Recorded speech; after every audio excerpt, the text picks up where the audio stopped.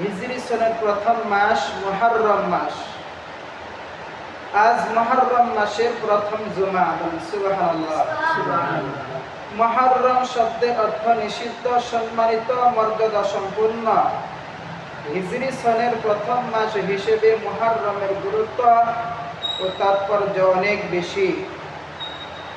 রাসূলুল্লাহ সাল্লাল্লাহু আলাইহি ওয়াসাল্লাম এর মক্কা থেকে মদিনায় হিজরত করে চলে যাওয়ার তাৎপর্যপূর্ণ ঘটনাকে স্মরণীয় করে রাখার নিমিত্তে পরবর্তীতে হিজরি সনের পরিবর্তন করা হয়।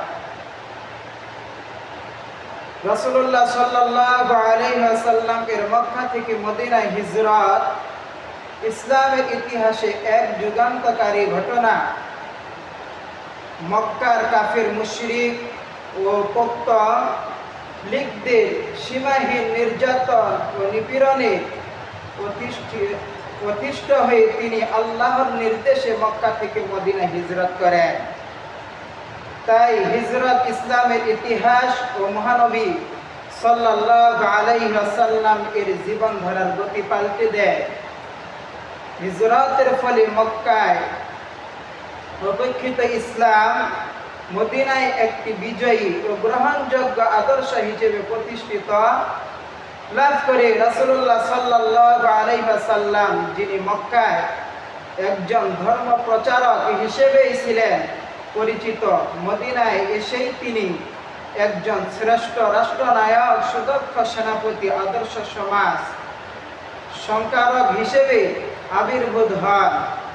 যে মুসলমানগণ মক্কায় ছিলেন নির্যাতিত, নিগৃহীত সংখ্যালঘু সম্প্রদায়, মদিনায় এসে তারাই মর্যাদা সম্পন্ন ও সংখ্যা গরিষ্ঠ সম্প্রদায় হিসেবে প্রতিষ্ঠিত হন। সুবহানাল্লাহ। সর্বোপরি ইসলাম একটি সর্বজনীন ও আন্তর্জাতিক জীবন আদর্শ হিসেবে ব্যাপক প্রচারের সুযোগ লাভ করে। তাই হিজরত ইসলামের ইতিহাসে একটি গুরুত্বপূর্ণ ঘটনা। হিজরি নববর্ষ আমাদেরকে সে কথাই স্মরণ করিয়ে দেয়। মুহররম থেকে হিজরি নববর্ষ শুরু হয় আর জিলহজ মাস শেষ হয় হিজরি সন। গণনা করা হয় চন্দ্র মাসের হিসেব অনুযায়ী। এর সাথে আমাদের ধর্মীয় অনেক বিষয় জড়িত, অনেক আমল শুদ্ধ হওয়া না হওয়া এর সঙ্গে সম্পৃক্ত, যেমন রোজা, হজ, যাকাত, ঈদ, কুরবানি ইত্যাদি। এ কারণে চন্দ্র মাসের হিসেব রাখা মুসলমানদের জন্য ফরজে কিফায়া ঘোষণা করা হয়েছে। সুবহানাল্লাহ। অর্থাৎ এটা এমন একটা আমল যার সাথে সমস্ত মুসলমান জড়িত, মুসলমানের আমল জড়িত। মুসলমানের একটি দল যদি এর হিসেব রাখে তাহলে সবার পক্ষ থেকে ফরজের জিম্মাদারি আদায় হয়ে যাবে। বলেন সুবহানাল্লাহ। আর যদি কেউ হিসেব না রাখে তাহলে সকলে ফরজ পরিত্যাগ করার গুনাহগার হবে।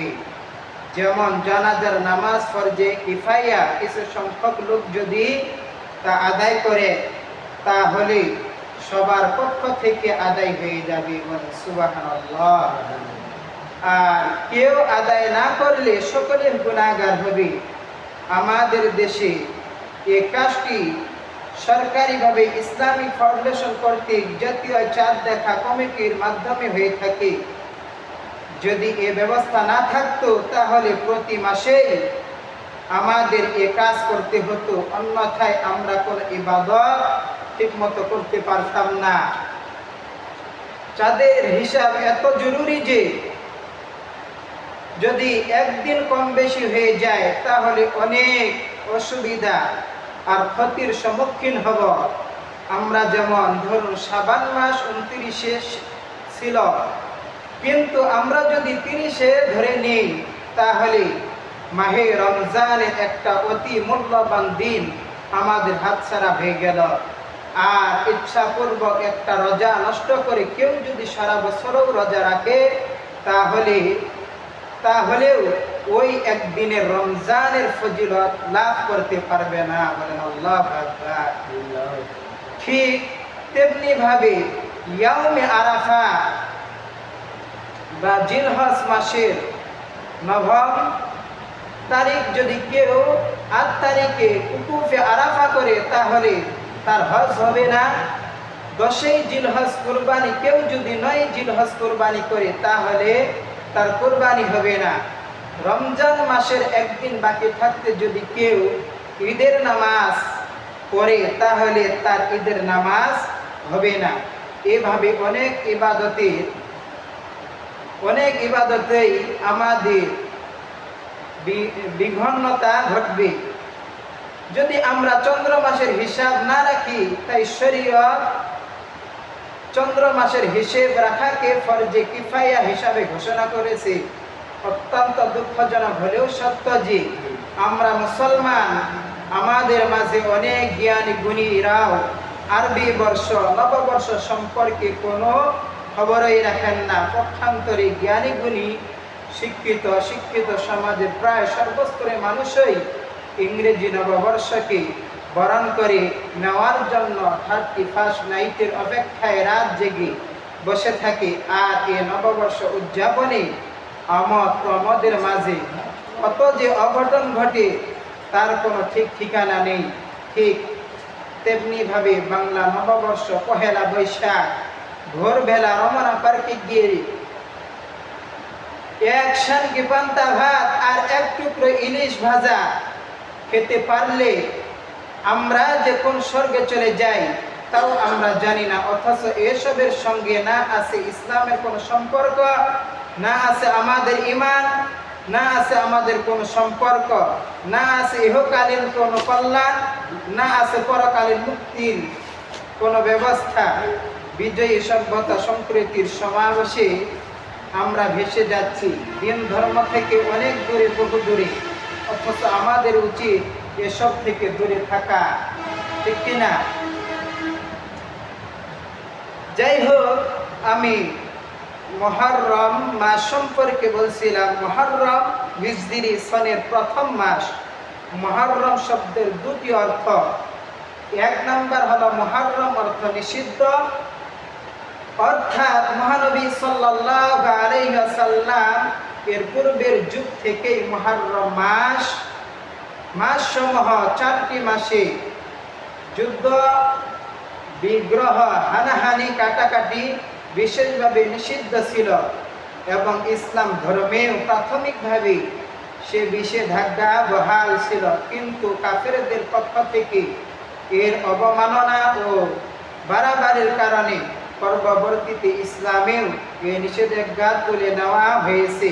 এখন যে কোনো সময়ে কাফেররা মুসলমানদের উপর হামলা করলে মুসলমানগণ নিষিদ্ধ মাসের অপেক্ষায় বসে না থেকে এর সমুচিত জবাব দিবে। এ 4টি মাস হচ্ছে জিলকদ, জিলহজ, মুহররম ও রজব। এ হলো মুহররমের অর্থ নিষিদ্ধ হওয়া তাৎপর্য। 2 নাম্বার, মুহররম অর্থ সম্মানিত। এটা এখনো বহাল আছে। এ সম্মানের কথা কুরআনুল কারীমে আল্লাহ তাআলা এভাবে ঘোষণা করেন, ইন্না ইদ্দাতাশ শুহুরি ইনদাল্লাহি 12 শাহরান ফি কিতাবিল্লাহি ইয়াওমা খালাকাস সামাওয়াতি ওয়াল আরদা মিনহা আরবাআতুন হুরুম যালিকাদ দীনুল কাইয়্যিম ফালা তাযলিমু ফীহিন্না আনফুসাকুম ওয়া কাতিলুল মুশরিকিনা কাফাতান কামা ইউকাতিলুনাকুম কাফা ওয়া'লামু আন্নাল্লাহা মা'আল মুত্তাকিন। নিশ্চয়ই আল্লাহর বিধান ও গণনার মাস 12টি। আসমান সমূহ পৃথিবী সৃষ্টির দিন থেকে তন্মধ্যে 4টি সম্মানিত। এটি সুপ্রতিষ্ঠিত বিধান। সুতরাং এর মধ্যে তোমরা নিজেদের প্রতি অত্যাচার করো না, আর মুশরিকদের সঙ্গে তোমরা যুদ্ধ করো সর্বাত্মকভাবে, যেমন তারাও তোমাদের সঙ্গে যুদ্ধ করে যাচ্ছে সর্বাত্মকভাবে। আর মনে রেখো আল্লাহ মুত্তাকিদের সাথে রয়েছেন। বলেন সুবহানাল্লাহ। আল্লাহর কাছে মাসের সংখ্যা 12টি, এতে কম বেশি করার ক্ষমতাও কারও নেই। এটা রোজে আজম অর্থাৎ সৃষ্টির প্রথম দিন থেকে লাউহে মাহফুজে লিখিত রয়েছে এবং এই 12 মাসের মধ্যে 4টি মাস বিশেষ মর্যাদা সম্পূর্ণ এ কথাও লিখিত আছে। সুতরাং আল্লাহ তাআলা বলেন ফালা তাযলিমু ফীহিন্না আনফুসাকুম, এই মাসগুলোতে নিজেদের উপর জুলুম করো না। অর্থাৎ এই পবিত্র মাসগুলো যথাযথ আদব রক্ষা না করে এবং ইবাদত বন্দেগীতে অলস থেকে নিজেদের ক্ষতি করো না। ইমাম জাজ্জাস রহমাতুল্লাহ আলাইহি আহকামুল কুরআন গ্রন্থে উল্লেখিত রয়েছে, কুরআনের এই বাক্য ফালা তাযলিমু ফীহিন্না আনফুসাকুম দ্বারা ইঙ্গিত পাওয়া যায় যে এই মাসগুলোর এমন বৈশিষ্ট্য রয়েছে যার ফলে এতে ইবাদত করা হলে বাকি মাসগুলোতেও ইবাদতের তৌফিক ও সাহস লাভ করা যায়। বলেন সুবহানাল্লাহ। অনুরূপভাবে কেউ এই মাসগুলোতে পাপাচার থেকে নিজেকে দূরে রাখতে পারলে বছরের বাকি মাসগুলোতেও পাপাচার থেকে দূরে থাকা সহজ হয়। বলেন সুবহানাল্লাহ। এ যাবৎ আলোচনা থেকে আমরা কয়েকটি বিষয় জানতে পারলাম। এক, মুহররম হিজরি সনের প্রথম মাস, মুহররমের 1 তারিখ আরবি নববর্ষের প্রথম দিন। 2, চন্দ্র মাসের হিসেব রাখা সকল উম্মতের উপর ফরজে কিফায়া। 3, মুহররম মাসে বেশি বেশি ইবাদত করতে হবে, তাহলে অন্য মাসেও ইবাদতের তৌফিক লাভ হবে। মুহররমের 1 নম্বর আমল হচ্ছে পুরো মাসে যে কোনো দিন রোজা রাখলে অন্য মাসে নফল রোজা রাখলে যে সওয়াব তার চেয়ে বেশি সওয়াব লাভ করা যাবে। বলেন সুবহানাল্লাহ। রাসূলুল্লাহ সাল্লাল্লাহু আলাইহি ওয়াসাল্লাম ইরশাদ করেন আফদালুস সিয়ামি বা'দা রমাদান শাহরুল্লাহিল মুহররম। মুহররম মাসের রোজার পর, রমজান মাসের রোজার পর সর্বশ্রেষ্ঠ রোজা আল্লাহর মাস মুহররমের রোজা। বলেন সুবহানাল্লাহ। 2 নম্বর আমল হচ্ছে আশুরার রোজা রাখা। রাসূলুল্লাহ সাল্লাল্লাহু আলাইহি ওয়াসাল্লাম ইরশাদ করেন সিয়ামু ইয়াউমি আশুরা ইন্নী আহতাসিবু আলাল্লাহি আন ইউকাফিরাস সানাতাল্লাতী ক্বাবলাহু ওয়াস সানাতাল্লাতী বা'দাহু। আমি আল্লাহ তাআলার দরবারে আশা রাখি যে 10 মুহররমের রোজা তার পূর্ববর্তী 1 বছরের গুনাহ মাফ করে দেওয়া হয়। সুবহানাল্লাহ। তাহলে মুহররমের 10 তারিখ আশুরার রোজা কোনো ব্যক্তি যদি 10 তারিখে রোজা রাখে তাহলে সেই ব্যক্তির 1 বছরের গুনাহ সগীরা গুনাহগুলো মাফ করে দেওয়া হয়। বলেন সুবহানাল্লাহ। আশুরার রোজা কোথা থেকে এলো এ ব্যাপারে হাদিসে রাসূলুল্লাহ সাল্লাল্লাহু আলাইহি ওয়াসাল্লাম যখন হিজরত করে মদিনায় গেলেন তখন তিনি দেখলেন মুহররমের 10 তারিখ আশুরা ইহুদিরা রোজা রাখছে।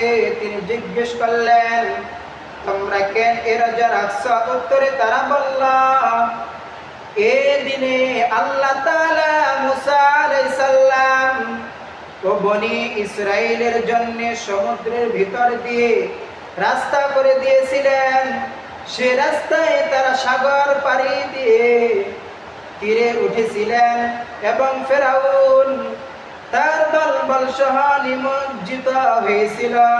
সেজন্য শুকরিয়া স্বরূপ হযরত মুসা আলাইহিস সালাম এই দিনে রোজা রেখেছিলেন, তাই আমরা তার অনুসারীরাও রোজা রাখি। তখন রাসূলুল্লাহ সাল্লাল্লাহু আলাইহি ওয়াসাল্লাম বললেন নাহনু আহাক্কু বিমূসা মিনকুম ফাসামাহু ওয়া আমারা বিসিয়ামি। আমরা তোমাদের চেয়ে মুসা আলাইহিস সালাম এর অনুসরণের অধিক যোগ্য, বলেন সুবহানাল্লাহ। তাই তিনি রোজা রাখলেন এবং সাহাবীদেরকেও রোজা রাখার নির্দেশ দিয়েছেন, বলেন সুবহানাল্লাহ। তবে সাথে সাথে তিনি একথাও বললেন, সুমু আশুরা ওয়া খালিফু ফীহিল ইয়াওমা ফীহিল ইয়াহুদ ওয়া সুমু ক্বাবলাহু ইয়াওমান ওয়া বা'দাহু ইয়াওমা। আশুরা দিবসে রোজা রাখা এবং এতে ইহুদিদের বিরুদ্ধাচরণ করা। তারা মাত্র একদিন রোজা রাখে, তোমরা তাদের পূর্বের দিন বা পরের দিন রোজা রাখা, বলেন সুবহানাল্লাহ। তারা রোজা রেখেছিল কয়দিন? একদিন। নবী করিম সাল্লাল্লাহু আলাইহি ওয়াসাল্লাম বলেছেন, তোমাদের চাইতে আমরা মুসা আলাইহিস সালামকে অনেক বেশি ভালোবাসি, এজন্য তোমরা রোজা রেখেছো একদিন, আমরা রোজা রাখব 2 দিন। মুহররমের 10 তারিখ, এরপরে 11 তারিখ অথবা 9 তারিখ বা 10 তারিখ রোজা রাখা মুস্তাহাব। মুহররমের 3 নম্বর আমল হচ্ছে 10 তারিখে তথা আশুরার দিন নিজ নিজ পরিবার পরিজনের খাদ্য খোরাকে স্বাভাবিকের চেয়ে একটু মুক্ত হস্ত হওয়া। রাসূলুল্লাহ সাল্লাল্লাহু আলাইহি ওয়াসাল্লাম ইরশাদ করেন, মান ওয়াসআ আলা আয়ালিহি ফিন নাফাকাতি ইয়াওমা আশুরা ওয়াসআ আল্লাহু আলাইহি সাইরা সানাতি। যে ব্যক্তি আশুরা দিবসে পরিবার পরিজনের জন্য মুক্ত হস্তে ব্যয় করবে, আল্লাহ তাআলা তাকে সারা বছর সচ্ছলতা সফলতা দান করবেন, বলেন সুবহানাল্লাহ। আমরা তো সারা বছরই খরচ করি, বিশেষ করে আশুরার দিন আমরা বেশি বেশি পরিবার পরিজনের জন্য মুক্ত হস্তে, দিলের মধ্যে কোনো ব্যথা নিয়ে কোনো রাগ নিয়ে আমরা খরচ করব না, মনটাকে উজাড় করে খুশি মনে পরিবার পরিজনের জন্য আমরা মুক্ত হস্তে খরচ করব, ব্যয় করব। সেই দিনে যদি আমরা মুক্ত হস্তে ব্যয় করতে পারি, আল্লাহ পাক রব্বুল আলামিন সেই ব্যক্তিকে সারা বছর সচ্ছলতা এবং সফলতা দান করবেন, বলেন সুবহানাল্লাহ। আল্লাহ পাক রব্বুল আলামিন আমাদেরকে এই মুহররমে যথাযথভাবে মুহররম মাসের মর্যাদাগুলো আমাদেরকে সঠিকভাবে পালন করা আমাদের তৌফিক দান করুন, বলেন আমিন। এই মাসে আল্লাহ পাক রব্বুল আলামিন আল্লাহ তাআলাকে এবং নবী করিম সাল্লাল্লাহু আলাইহি ওয়াসাল্লামকে খুশি করার জন্য যে রোজাগুলো রয়েছে, 2টি রোজা, সেই রোজাগুলো দেওয়ার মতো তৌফিক দান করুন, বলেন আমিন।